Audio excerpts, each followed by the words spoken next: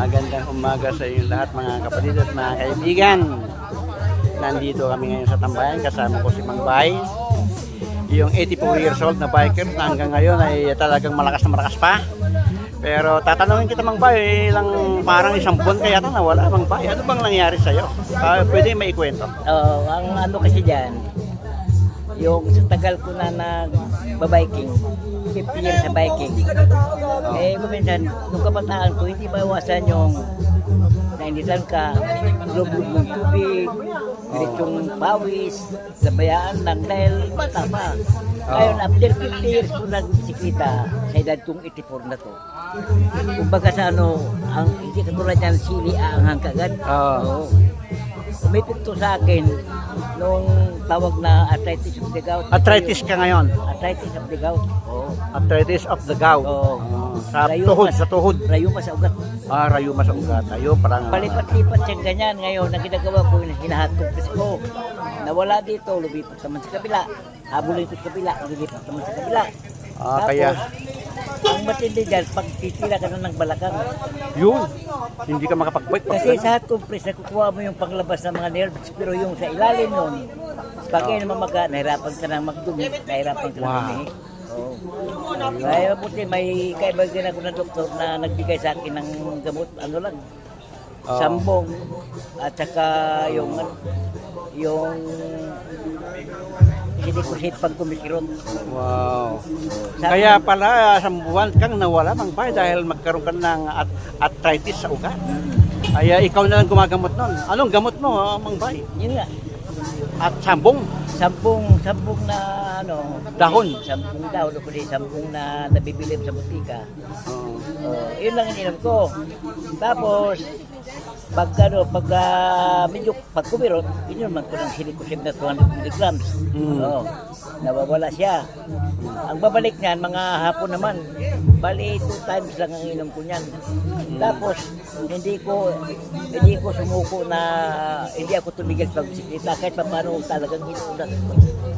Okay. Siguro Mang Bay lumitaw yan dahil medyo lamig na ngayon at tag-ulan. Tama ka. Di ba? Ay lumitaw pa. At saka nagkaedad na tayo. Nakita ng edad na 84 hanggang ngayon walang kumasama.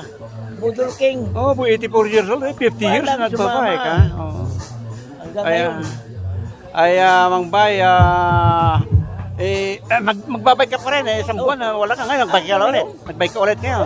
Hindi na sumasakit ngayon? Hindi siya sumasakit pag medyo na ulat na. Bukas kailangan exercise. Ano yung vitamins mo, Mang Bay? Sa gabi, B12 lang. B12? Sa umaga naman, normal, ascorbate naman. Ascorbate?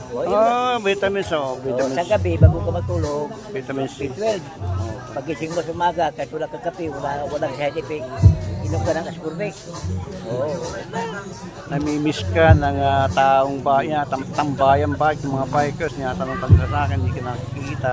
Yung Sabi para nga sa nagkaroon akin, ka ng arthritis. Sabi nga sa akin ng grupo, Mang Bay, ibang klase ka, pag ikaw nagkasakit, pumupugi ka. Sabi ko naman sa kanila, sana lagi kong magkasakit. Totoo yan, Mang Bay. Tignan niyo po, mga kaibigan at mga kapatid. Hindi Oriol to. Tama mo naman tsura. Guwapo. Lahat naman ng kalbo, guwapo. Mang Bay. Kaya, Mang Bay, medyo slight lang ang pagbabike mo kasi may arthritis ka. Para buhayin lang natin yung nerves. Buhay mo lagi yung mga ugat. Asundin mo yung payo ng doktor na yung mga vitamins. Kasi 84 years old, 50 years na nagbabike mga kapatid.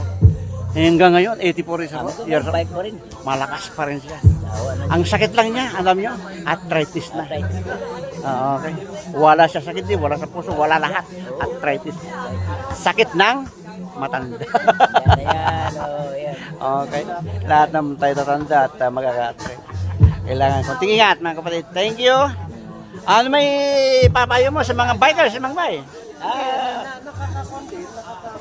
Kaunting sa bagay, hindi talaga maiwasan yan. Kasi kahit umuulan, tawag nila na rain or shine, tuloy tayo ha. Ngayon ang ginagawa, halimbawa, nainitan ng araw, inabutan ng ulan. Kung maaaring alam, medyo sumilong kayo. Kung gayahin yung ginagawa ko dati na kahit ulan, balat, pagdating tubig, lublog. Kahit nagbabagay araw, ay ganyan na napapala ko. Oo. Yun ang payo ni Mang Bay. Pag umuulan, huwag kayong lulublob sa bahay. Sa bahay na lang kayo, kumilip-kip na lang kayo. Para doon na lang mag-exercise sa bahay. Exercise, stretching na lang. Para stretching na, medyo paunat-unat. Okay na yun. Huwag lang yung lusong sa bahat, lusong sa ulan na malakas. Okay, thank you Salamat. for watching. Salamat Mang Bay. Ay sa